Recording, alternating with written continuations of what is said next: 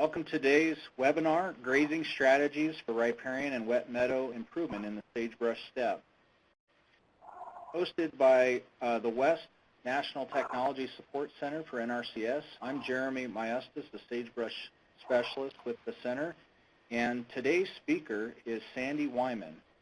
Sandy is a Rangeland Management Specialist with the BLM National Riparian Service Team based in Prineville, Oregon. Sandy has been a member of the Riparian team for 13 years with the responsibility of organizing and leading the Riparian grazing course held throughout the western U.S., assisting with condition assessment training, providing coaching and technical assistance to diverse groups of people throughout the West. She worked for NRCS for 15 years, where she served on a riparian wetland team for the northern Great Plains states, and as the lead of a riparian demonstration project in eastern South Dakota. She has worked throughout the West for the majority of her career, giving her a really diverse perspective on management scenarios that have improved riparian and wetland areas. Before we get started, I'm just going to make a few opening remarks about why we invited Sandy here today through NRCS and specifically through our Sage Grouse Initiative efforts. Since 2010, CS and the Sage Grouse Initiative have been working with landowners to simultaneously reduce threats to sage grouse and improve ranch sustainability. Indeed, sage grouse have served as an important focal species for sagebrush ecosystem restoration in general because of their diverse seasonal habitat requirements and large home ranges. To date, a significant amount of conservation emphasis has been placed on improving conditions, primarily in the sagebrush-dominated uplands through practices like conifer removal, invasive species control, and even grazing management targeted at boosting nesting cover. And for good reason, because that component of their life cycle is really important for population performance. However, we've always recognized and are increasingly aware of additional seasonal habitat needs, especially as they relate to those late summer habitats, or what we call late brood rearing areas, as hens and chicks literally follow the green line as the desert dries up, seeking out orb and insect-rich mesic environments that are really critical for growing chicks, and as we're learning, play a disproportionate role in structuring sage grouse populations across the landscape. For example, a recent study that we just did with Patrick Donnelly at the Intermountain West Joint Venture came out in Ecosphere here in January, demonstrated that high abundance leks, or those breeding areas, are often located in landscapes that have the most reliable and well interspersed mesic resources as compared to those lower density areas that lack those resources. So in recognition of this, going forward in our Sage Grouse Initiative efforts, NRCS is committed to continue restoration not only in the uplands, but is really expanding its focus to include other parts of the sagebrush ecosystem, including these mesic habitats like riparian areas, wet meadows. As part of that emphasis, we're exploring a suite of practices that can be implemented to increase and improve resources in targeted areas across the West. Of course, grazing management perhaps presents the single greatest opportunity across this region to affect mesic habitats, which is why we've asked Sandy to come here today to help us set the stage with a broad overview of grazing strategies that can be used to maintain and enhance functioning mesic areas. So with that, I'll go ahead and turn it over to you, Sandy. All right. Thank you for the opportunity today, Jeremy, to talk about grazing management on these sagebrush systems. We know that in the past, and we still continue to struggle with places that have some problems with overuse at any given time, such as this example from 1992, that we do have to consider how our grazing management is going to affect the riparian zone, the music zone, but at the same time, still remember that the upland or the terrestrial habitat is also very important, and that we don't want to reverse the condition on one part of the landscape while inhibiting good growth and vigor on a different part of the landscape. So it does take a good look at the overall view of an allotment or a series of pastures or whatever component of a livestock operation is dealing with grazing on these systems. We recognize that over time our lands are susceptible to many types of disturbances. Some of them are human-induced, but many of them are also natural. We have fire, we have prescribed fire, and we also have wildfire that can have impacts depending upon the timing of that fire, the extent of it, and what kind of vegetation will come back from those kind of fires. How hot, severe that fire was can impact what kind of vegetation you can expect to come back in a timely manner on these systems. Insect and disease, you see many places go through some kind of an insect infestation or a fungus or some kind of disease will hit a particular species, and that's why we look at what our what our biodiversity is for an area. We don't want to count on just one plant species to take care of all of the resource conditions of an area, because that may enhance the opportunity for actual structure degradation or resource degradation. We have a long-standing drought and flood climatic regions that have these systems go through long periods of drought followed by large amounts of precipitation the following year. And what are the effects of those kind of things happening? If you have a drought and you go into a flood year, do you have the vegetation available to still protect those areas during those high flow events as recovery takes place over time, bringing back more of the production of those plant species after a drought cycle? Early and late frosts can impact the timing of growth in the spring and shuts down growth in the fall. So that can affect your growing season for these plants, and that can affect when you can expect to have adequate forage to put livestock into a pasture or when you need to take them out. Logging has been very important in the entire West on the sagebrush systems. We're looking at how can we accommodate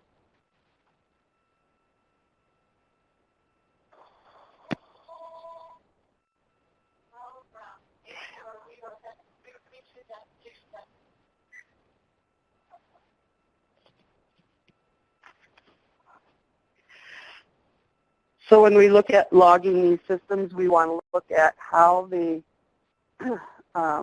areas have expanded, the tree woody growth has expanded into our sagebrush systems and into our meadow systems and even into our riparian areas. Are they the right kind of trees? Are they the right species?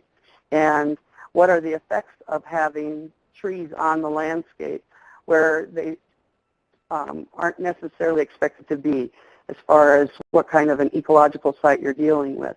And so that has an impact on the growth of other plant species on those sites. So where you have a sagebrush ecosystem and you have junipers or some other kind of tree that's coming into the site that shouldn't be there because of past management or intensive drought, things that help expand these increasing species into the system has an effect on the other plant species and how much growth they can acquire. And so we're looking at how do we manage these entire ecosystems that have different ecological sites within them to manage them for the best production that they can maintain and provide all of the habitat requirements for all of our different species that that we expect to see on these sagebrush ecosystem types. And then, of course, grazing, as Jeremy stated earlier, is a very important component to assist in management of these sagebrush ecosystems and trying to accommodate for a mosaic of habitat needs for various species. And so how do we incorporate that into our grazing management is critical. Before you try to implement a plan, you need to know what your goals and objectives are, not only for the physical function of these systems across the entire landscape, but also for what your habitat needs are in a particular place. So what we found is the challenge on rangelands is to find a balance between the total protection, the proper use, and the overuse of these systems. And nowadays, when we have problems with our grazing management, it usually occurs not from the stocking rates anymore. Our stocking rates are usually about where they should be about now, but it really is a lack of the appropriate management for those sites. How do we manage that grazing to access the forage when we need it and be able to leave enough behind for rest and recovery of those plant species? So many times the first action to correct a rangeland problem is to cut the numbers or close the area to grazing.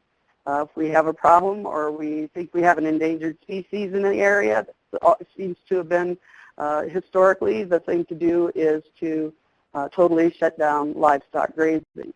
Well, those endangered species are present within those sites, so are they able to accommodate a certain amount of grazing, or do we really need to remove livestock grazing from those systems in order for those endangered species to expand? So this is just one example on the Apache Sigreave National Forest in Arizona of long-term periods of rest where you have absolutely no use on the landscape. Creates the opportunity for these systems to fall back in production. Covering a very thick covering of mulch and litter inhibits the growth of our plant species, and that cuts down on the amount of production. So we also have a problem with reduction in numbers also can be very critical on our riparian areas. If the uplands become over-rested, they become stagnated, the forage or the plant material is not as vigorous, it's not as nutritious, it's not as palatable, not only to livestock but to other animals, other wildlife that use those systems as well. So they're attracted to the green zones down in the bottom of these watersheds, and so they're looking at, that's where I'm going to go for my forage. And they basically don't use the upland as much as they could be if there was some kind of use on it to keep that vegetation freshened up, keeping the canopy opened up somewhat so that you have the opportunity for moisture to reach the soil and also for sunlight to reach the soil to start that growth stimulation of those plants. So the complete protection of these riparian areas can result in dense thatch beds. And that may not always be so bad. It's that thick thatch that is flooded over and pushed down to the ground that starts the stream bank building process and stabilization of some of these sites. But over time, if you continue not to use them, you eventually can lose those species out of that system. So we talk about having some kind of use, not to remove all of the vegetation, not to remove all of the litter, but to try to invigorate those plant species to actually grow so that you get a good, healthy producing plant that has vigorous roots and produces a vigorous above ground plant material. So you can see this is just an example where you have a lot of the gray material that you're seeing around the thin blades of grass pushing up through all of that thatch, that gray material is oxidizing. It's not getting down to the ground where it can provide the minerals and nutrients and provide growth for the plants coming in the next generation of production. And so that oxidation above ground is taking away the opportunity for providing those kind of things that we need for recycling our mineral and biological cycles of our soils. So some of the consequences of overrest, to recap on overrest, the material from the previous years don't decompose. They don't decompose in a timely manner, especially in these drier landscape systems. The mineral cycle is disrupted. The dead plant material prevents sunshine from reaching the current year's leaves. The leaves are long and they're very slender. They're less digestible. They're less nutritious, and they're not as palatable. The soil is insulated, causing the later initiation of growth and reduction of plant vigor. So your growing season is essentially shortened by having too much cover over these plant species to get a good start in the spring. We often see simplistic solutions to our grazing problems, such as fencing off the riparian areas to eliminate livestock from the riparian area corridor. But fences can become barriers to recreation and wildlife and just the normal movement of an operation going through these pasture systems. Oftentimes our uplands have been ignored, and management continues to be substandard because we changed our focus from having good, healthy uplands to having good, healthy riparian areas. Riparian areas that 40 years ago were considered sacrifice areas, and as we realize how important and how productive those areas can be, our emphasis in our landscape changed from the uplands to the riparian areas, and so we have to be careful that we don't just switch it back to a different part of the landscape in our problems of grazing management. So our riparian areas become stagnated. The uplands can become overused. The uplands have a variety of management factors that have to be considered as well as the riparian, and so we need to look at that all as one package and how to accommodate those different parts of the landscape. So some of the consequences of our overuse of these systems, which we've all seen photos of, is a loss of species diversity. We don't have the right kinds of plants in the expected places within the landscape, within the soil regime, within those landscape systems. The water cycle can be disrupted. We're losing a water table. It's dropping down. We're not holding as much water on the land as we did in the past. And so we talk about the capture, store, and safe release of water throughout the season. When that's disrupted, that can cause an effect of causing degradation in different parts of the watershed, especially in our stream bank systems. The loss of plant vigor and production is very critical on these landscapes, especially on these riparian zones where vegetation is the primary factor of holding those stream banks together. That underground material is as critical as the above ground material. And so we want to make sure that we provide an opportunity for those plants to regain their vigor, to store more carbohydrates into their root systems so that they can grow again the following year and be as healthy and productive as possible. Soil compaction can have an impact on that.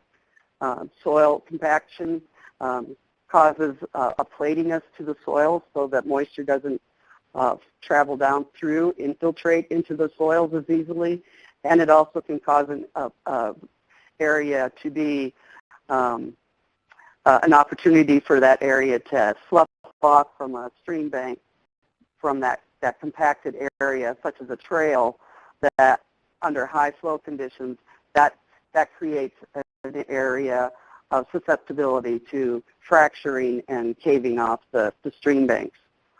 And then our overall habitat quality is reduced for many of our species that occur in these sagebrush systems. And so we have to be aware of how we're impacting the cover, the food, the water itself in the landscape, all those things that we have to consider, whether it's for sage grouse or for any other species that we're managing for on these landscapes. But we can do better. We can manage for diversity. We have ways of managing for diversity just by implementing some basic principles of range management. We can adjust for specific needs of critical areas. We can work with the livestock manager to make sure that certain areas aren't grazed at certain times of the year. We don't have to sacrifice one aspect of the rangeland environment to accommodate other concerns. We just need to have that overall picture to begin with of what we want that landscape to look like versus what it can look like. Is that possible? And then what kind of a time frame are we looking at to accomplish those kind of objectives? And so we need to approach our management on a landscape basis, but at the same time considering these smaller units within that landscape. So if we do have issues, what are we going to do about them?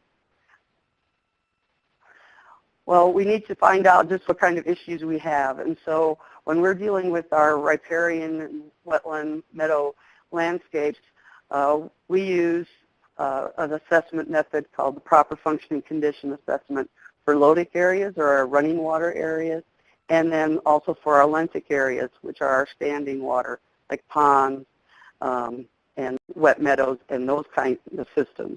They're two separate assessments that we use. The one for lotic systems, the running water systems, was just updated last year. We printed a new version in the fall of 2015. So we have upgraded the kind of information we're looking for, the process that we go through to measure, not to measure, but to assess what kind of condition we're currently in on landscape, how we stratify those landscapes to see how well we're doing in a particular pasture or allotment or watershed. So with the proper functioning condition assessment, we focus initially on the physical function. We don't look at what the values are that we want. Rather, we look at what is the physical function now versus what it should be or could be. And that helps us build an understanding of the attributes and processes that help produce desired benefits and values. So we don't have the same potential for all streams.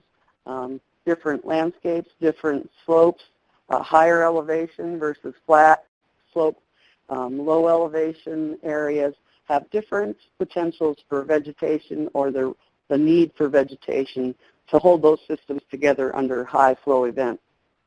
So we need to identify the attribute or processes that are not in working order on a system and then develop the steps from there of what we're going to do to push that system into the right direction of attaining our potential or what our desired condition will be.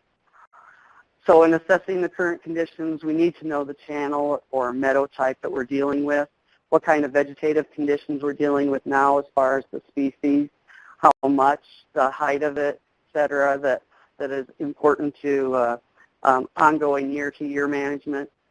We need to have a good understanding of the site potential. Is it a herbaceous sagebrush site, or is it require herbaceous sedges and rushes and woody species such as willows or alder to protect and hold those stream banks together? Or is it more of just a woody site that requires a lot of woodies and maybe has some rock or boulder such as in our upper watershed conditions that we often find? What are our expectations and what really is the potential? And that goes to what kind of soils you're dealing with. Are you dealing with anaerobic or aerobic soil conditions? So you're looking at, does it have oxygen in the soil or in the water in the soil? or does it have really a lack of oxygen, which prohibits the growth of many of our willow-type species. So the plant species themselves have to be adapted to what kind of a moisture environment they're growing in, and that's why you see these rings or these varying shades of vegetation across the landscape as you move away from the stream channel itself or from the middle of a wetland area. What are our grazing impacts? Do we have overuse? Do we have trampling problems? Are stream banks, do the stream banks have adequate vegetation to hold them together under those high flow events? Under trampling impacts, do they slough off bank material because there's an adequate vegetation holding that bank in place? Do we have real big bank slumps occurring? What kind of browse use? Are we accommodating for good browse growth that doesn't change the growth form of those plants? Those are all things that we look at in determining our assessment. And then we need to stratify by the valley bottom type we're dealing with. Is it a wide or narrow valley bottom? What kind of topographic features are we dealing with? What kind of vegetation complexes are present within that landscape? How do we break those out so that we make a good assessment? And from that, we're looking at what kind of movement are we going through, what kind of succession are we going through on our stream channels. And this is just one example of a sagebrush meadow site or stream site where in state A at the top, you see we have a high water table. We're maintaining a good wet meadow conditions adjacent to the stream channel. If we have a problem over time where our stream channel starts to incise or starts to entrench and we start losing that water table so that it isn't as high as it normally is, we are going into a condition where we're at risk of having a problem with that system. If we're catching it there, that's when we can say we need to make some management changes to help this go back in the right direction. Once it is deeply entrenched and we've pretty much lost the water table and we don't have any of the attributes and processes really available for that site to function properly, we're in a non-functioning status, and it can take a long time for those systems to recover. It's not that we're going to go in and rebuild these stream channels. That's very costly, but that's the time when we're going to let Mother Nature take its course. Once it's entrenched, oftentimes the stream energy can't get out of the stream channel because it's entrenched. It can't access its floodplain, so we get a wide valley bottom, a new valley bottom present in that stream channel. So it's a smaller floodplain, riparian area, but over time it will recover so that it starts to build up its water table again. The channel goes from a wide, shallow channel into where you see in State E that you're developing a stream channel again that's much narrower and deeper, and you're starting to build up the water table, and then you start to get those mesic plants, those water-loving plants back in place. You'll see that if over time you've had sagebrush come down into those sites, that the sagebrush is going to start to die out as that water table comes back up. Sagebrush can't handle a lot of water, and so it limits its location on the landscape based on where our water table is. And as recovery takes place over time, you end up back in a state of proper functioning condition. It's dynamically stable. We don't expect these systems to be set in one place and never move. We always have a little bit of erosion that helps to rebuild stream banks further down as we move through our progression of rehabilitation or recovery. Our stream bank strength is based on three basic aspects. The bank material erodibility, which is how susceptible to erosion by the water flow in the channel. The shear strength, how its ability to withstand those gravitational forces tending to cause bank failure by slumping or slipping. And then the tensile strength, and that's the ability of those plant roots to resist the tension cracking in the upper part of these steep banks. So you often see overhanging stream banks, and you wonder how can it overhang the stream channel like that? And it's usually because of the vegetation.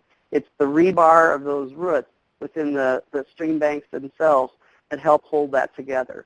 And so maintaining that also maintains the physical structure of the stream channel and the stream banks themselves.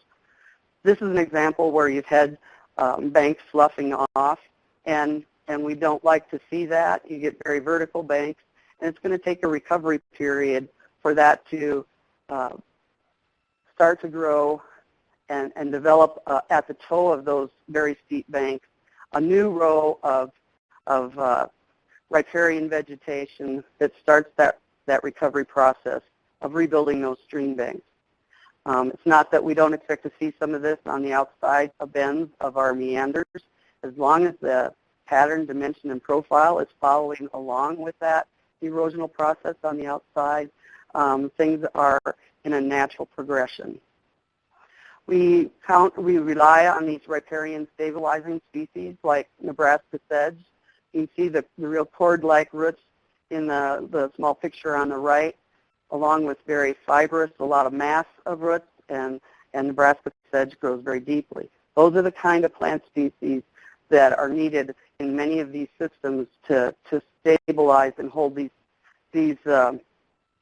systems in a good condition and can make it through most of these 5, 10 to 25-year flood events with very little noticeable damage. We need to consider where our greatest water velocity is, and that's where those roots take a lot of the impact and the action off from the stream banks themselves. Anything hanging down or that is holding those systems together is going to help maintain that overhanging stream bank. And maintaining a noticeable amount of vegetation above ground is going to help with the continued health and expansion of the roots underground. So having extensive grazing, like on the right-hand side of this picture, where you leave very little plant material above ground, over time, if you don't provide some recovery periods for that, you're going to lose your root systems, so then you lose your physical protection, and you also will eventually lose those desired plant species that you expect to see along those stream banks. And so we expect to see higher production in our wet and moist landscapes compared to our dry landscapes. And the above ground, the green that you see, that production has a lot to do with how much we expect to see below ground. And water is very much the limiting factor on these type of systems for these plants. So if you're looking across the landscape, you can see these belts of sedges that are stabilizing the species or stabilizing the stream banks. And then as you move away from the water itself, you're going to see different types of vegetation on the landscape as you move away from the water's edge, as you move away from where the water table is, and eventually you end up with the sagebrush types that you can see in the background here. This is where you would expect to see sagebrush. They don't like a lot of water. You don't expect to see a lot of sagebrush down along in the riparian area or along the stream channel itself. So a lot of your habitat features that you're looking for different wildlife species use these margins or transition areas, and many of these margins or transition areas are pretty obvious. You can see they're very much layers or belts of different kinds of vegetation as you move away from the wet meadow or the riparian area. Others are very non-distinct, and they provide a whole different set of habitat features. And so knowing and recognizing what kind of habitat features you have and what kind of habitat features you need can help guide you in providing some of the management required to enhance or inhibit some of that type of production. Wet meadows are very variable across the landscape, and a lot of it has to do with what kind of vegetation is found along those landscape features, how much grazing, how much impact has occurred in the past on these type of sites. Do you have good, viable, nice, nutritious, healthy, riparian wetland plants for use by livestock and wildlife? Along some of these margin areas is where you might see a little more of the forb growth. You don't typically see a lot of forbs in a real healthy, viable wet meadow system until you get out to some of the little bit drier fringe areas. And so this may be an important part of the landscape for different habitat needs. So what kind of extent do you have within the landscape itself? How much of that wetland or riparian area do you have? And are those spread out throughout the site, throughout the pasture or the allotment, or are they very small and insignificant in the landscape? All go into determining what kind of management scenarios you can address. We do have situations where we have pugging taking place, and that's where you're actually losing soil around these big humps or hummocks that you see on the top left corner. That soil has all washed away because it's lost the vegetation to hold it in place. And so now you end up with what once may have been a wet meadow now has turned into having a stream channel. And over time, your hummocks can become very dry on top, and you lose the kind of plants that you expect to see. And so when we're looking out on these landscape features, we're looking for that diversity, and we're looking at, do we have a bunch of small seeps or fens or springs that are very small on the landscape, but they get used quite heavily, not only by livestock, but also by wildlife. And so how do we keep those healthy so that all of those uses can be protected and used? So the protection and the access of these areas is critical in figuring out how to manage these areas without spending a lot of money. So some of the points to ponder or to think about when you're putting together your grazing management scenarios is, what was the past management responsible for the current condition, or are you really just coming out of a really long drought cycle that has really changed the vegetation that you see? What are your planned changes in management to accommodate those things, the current situation?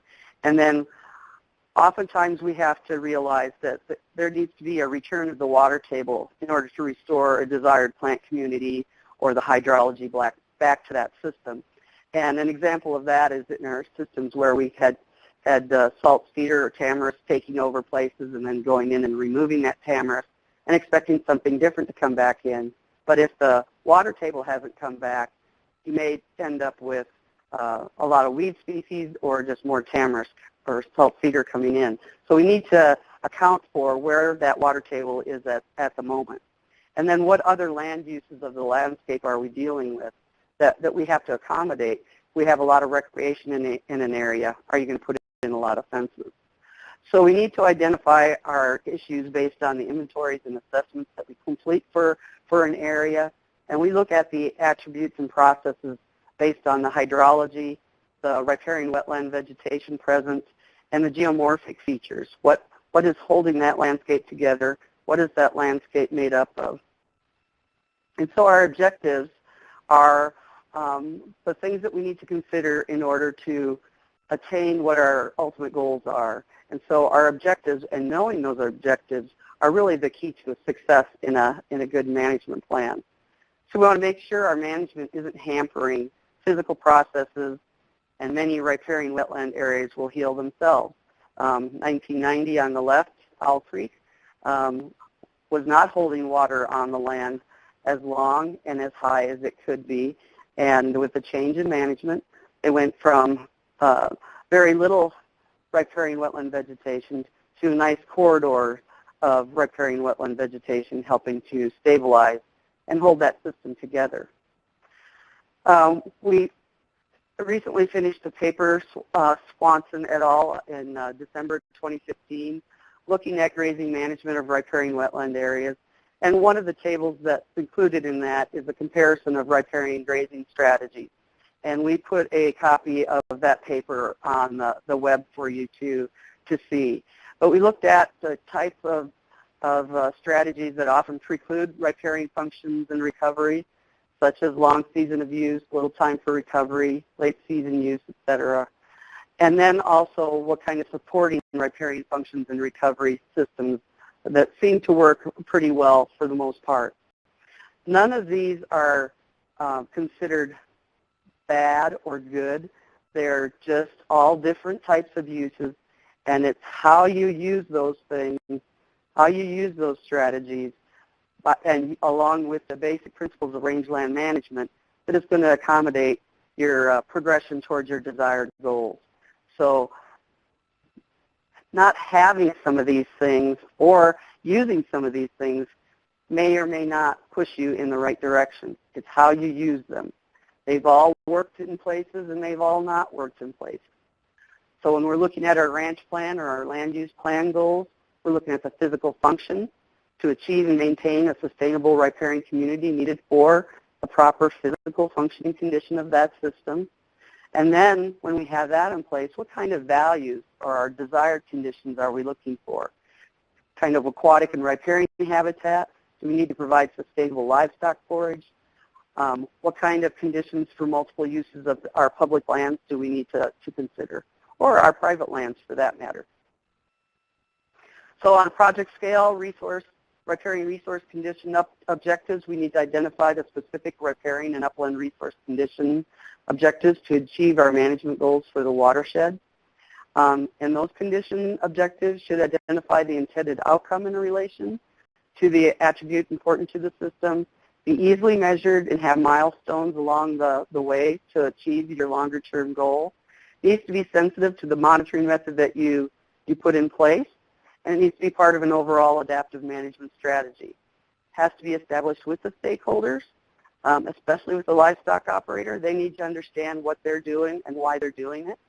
It needs to be consistent with applicable laws, and we need to make sure that we don't consider stubble height, woody browse use, or stream bank alteration, which are grazing use indicators, as our objectives. They are not objectives. They are tools to help move along to our desired objectives. So an example of an objective, within 10 years from the time of plan implementation, provide recruitment and establishment opportunities for riparian stabilizers on Tabor Creek, what our designated monitoring area is, with an estimated increase in the stabilizing riparian vegetation cover from 40 to 70% or more. So we're looking at what kind of time frame we're moving forward. We're not going to be specific on the exact kind of species because we can't always attribute a certain species is going to come in at a certain time frame because we don't have control over the weather and the climate. So some examples. Does it work? This is Maggie Creek in Nevada. On the left-hand side is in 1986. They were grazing it with season-long grazing, so they were grazing it through the entire growing season. And in 2000, they decided to make some management changes to accommodate fish habitat, and they rested it from 1994 to 1997, and then after that they grazed it in March to June for 3 to 4 weeks with cow-calf pairs, somewhere within that March to June time frame. So they're changing the timing of that grazing each year, but still accommodating grazing for that system. And you can see on the right that they were very successful in bringing back a lot of the riparian wetland species. You have willows coming in the background, so they were successful in their grazing strategy. Susie Creek in Nevada in 1980 on the left had, again, season-long grazing, and in 94 they changed to early use, So they use it in late March or early April to late April or mid-May. So somewhere in that time frame between late March and mid-May, they'll use that. And not necessarily that whole time frame, but a different timing frame within that area of season by cow-calf pairs. And so they did a very good job of this, allowing for stream bank recovery for the system itself, the riparian area, and the stream channel to narrow and be able to access its floodplain much easier when you do have those high flow events. So you're reducing that stream energy, which cuts down on the amount of erosion that's going to take place. They kept this photo on the left in a very wide, shallow condition because it didn't have a way to dissipate its energy appropriately. Coyote Creek in 1977 with annual season-long grazing on the left once again. And then with rest from 94 to 96, followed by early mid-use April to July, somewhere in that time frame, by cow-calf pairs. They're alternating that with rest every other year. So they're trying to provide for woody establishment, which was successful, and at the same time be able to graze that at certain points of the year. And that's allowing for rest and recovery not only of the riparian area, but it allows for that kind of recovery in the uplands as well. A lot of folks are using seasonal grazing. This is an example of changing from season-long grazing in Idaho, wide, shallow channel, once again, to putting in a riparian pasture, and then they use it in the spring.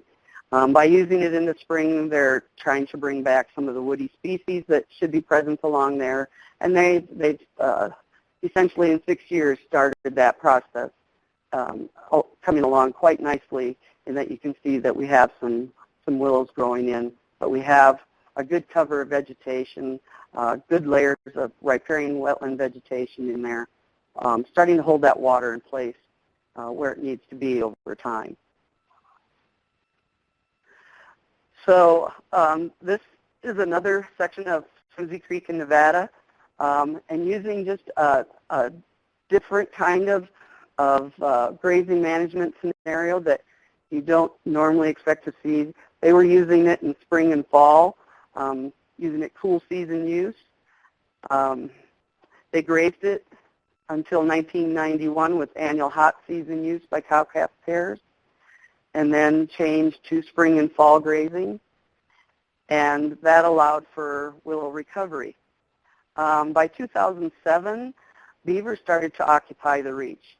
So they didn't bring beaver in, but beaver came in and started occupying the reach. And so that developed into more of a nice big wet meadow. The recovery transitioned the area to cattails, which indicates that water is very slow. Cattails don't like a lot of energy. So you've got some areas with very slow water, and that's how that meadow has now built up. Your water table is raised, so it's growing all of those desirable plants within the landscape where you expect it to be. Some key take-home messages here. Don't graze the same place at the same time every year. These are our principles of grazing management. Try not to graze the same place at the same time every year. Defoliate the plants moderately. You want to leave something behind for plant growth and recovery, and you need to provide the plant growth prior to and a regrowth following defoliation. You need to allow for that recovery to take place. To do that, you can expect healthy, functional rangelands characterized by improved ground cover and increased species diversity, and that's what we're really looking for, is to have a good cover, good functioning landscapes that those different uses will be able to accommodate and not destroy or move into a negative or non-functioning condition. We need to recognize there's no one-time fix. You can't incorporate ongoing adaptive management and maintenance without making some changes. So if one fix looks like it's working, you can move along with that, but at some point in time you may have to change because the landscape has changed. You need to make sure it's economically and ecologically feasible.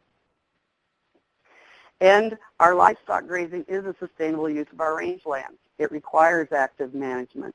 Every situation is unique and must be addressed on an individual basis. So we can't cookbook what we're going to do out on the landscape for every piece of riparian area or every wetland. They're all unique in their topographic, geomorphic, and land use features. Management isn't getting any easier. We have a lot of requirements. We have a lot more eyes looking at these landscapes than 50 years ago. So we need to make sure we're doing the best job we can. There's never enough money, people, or data, but we need to continue to move forward, and that success is going to be based on personal commitment and responsibility. And Bob Earhart found that to be true in Montana, looking at a series of different functioning, properly functioning riparian areas that were grazed, and the number one factor that showed up in all cases, regardless of the kind of management they were doing, is that they were personally committed to and were doing direct management of those systems. So our success is based on support and understanding of our livestock manager and partners, and we all need to come together and have a common vision and goals for that.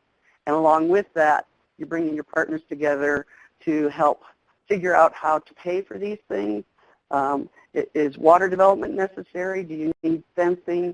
Who's going to do the maintenance of anything that you do implement? Those all need to be discussed in conjunction with our multiple uses on these landscapes.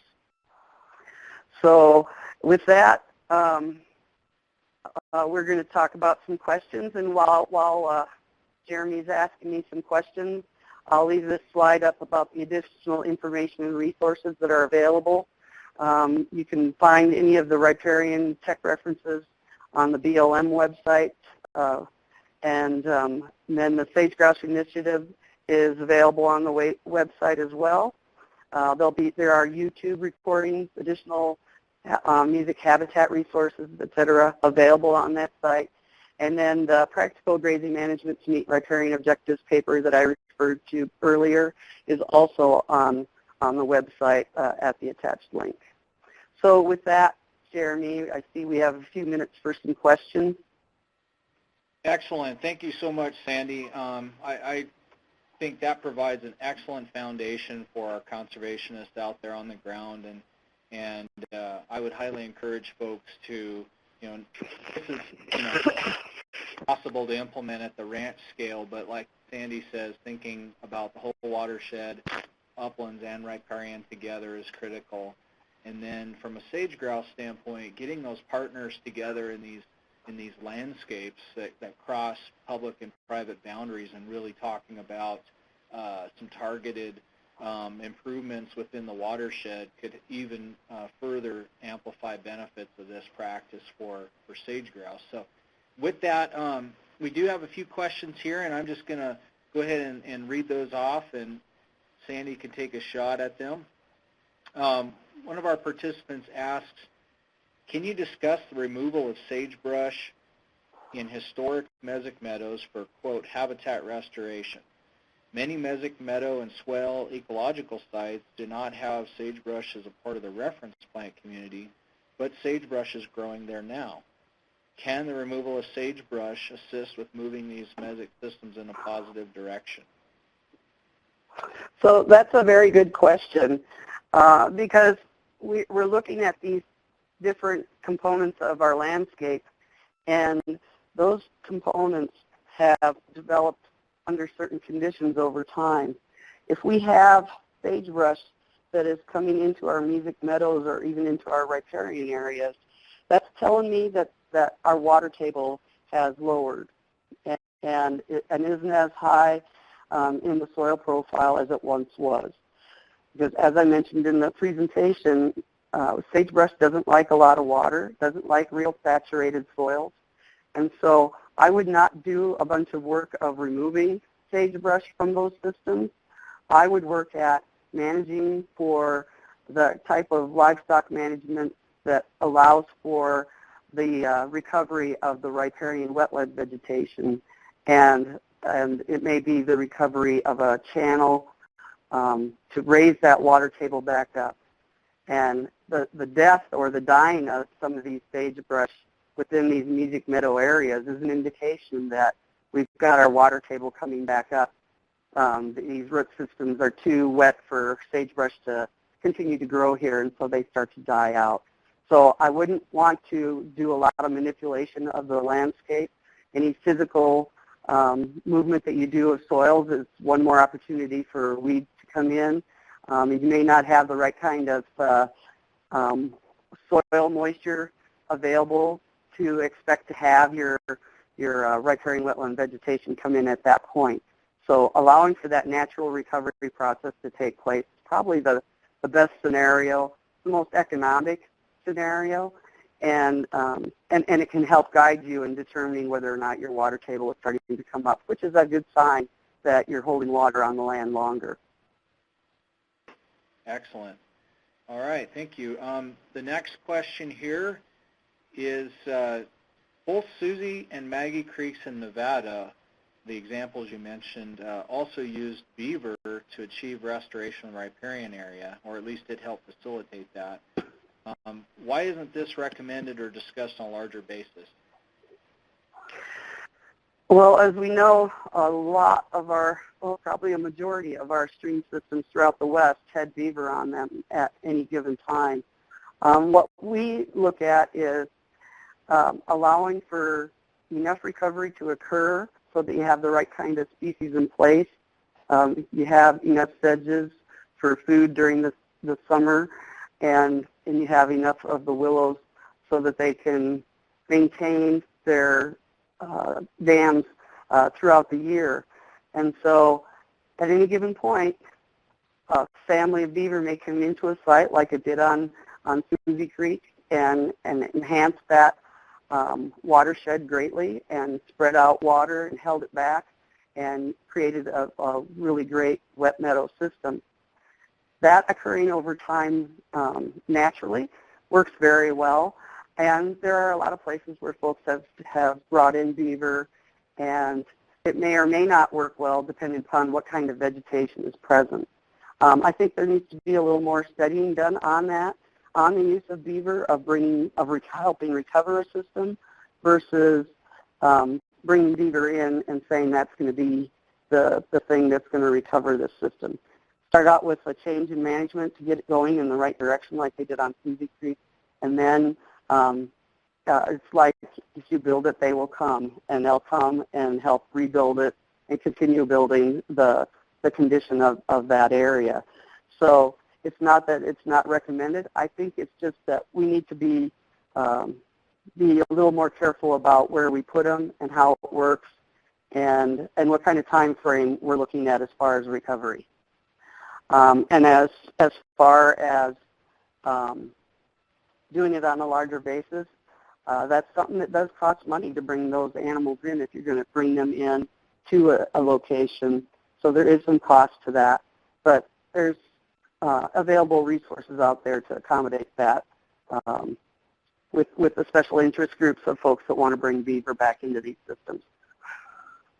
Great. I might add, we've been working with partners as well. I think observing, that when we have a good grazing strategy in place and all the function comes back and beaver do move in, we see an incredible expansion of these meadow systems, and something we haven't seen in a long time. So it's pretty encouraging. I'll reiterate what Sandy mentioned on our Sage Grouse Initiative website. We'll put up some additional case study information from those examples in Nevada that dive in a little bit further to what's happening with those systems when beaver come in. And then, of course, a lot of folks have been working on various techniques for mitigating beaver impacts so that we can better live with beaver and not have detrimental impacts where we don't want them. And finally, some beaver mimicry and some things that can be done that kind of mimic the effects of flooding without, again, having all the unpredictable effects of beaver. So with that, I might add one thing to that, Jeremy. Just one example that I had from many years ago in Wyoming, where a rancher by the name of Tony Malmberg was blowing out beaver dams on his irrigation ditches every year because they were damming up his sites where he didn't want it dammed up for his hayfield. And then he figured out, let's work with the beaver. And so he started using beaver dams in conjunction with his grazing rotation. And so he used the beaver to help irrigate his hayfield. And so that's a lesson in how to work with a hydrologic modifier like the beaver and have positive outcomes for both. Excellent. Thank you. Well, I see our time's basically up here, and so we had some additional questions, but I think we'll go ahead and end at this point. I want to, again, thank Sandy and BLM for the partnership here. We're really excited to work with all the partners to really scale this up through our initiative and outside of that for kind of these whole watershed benefits.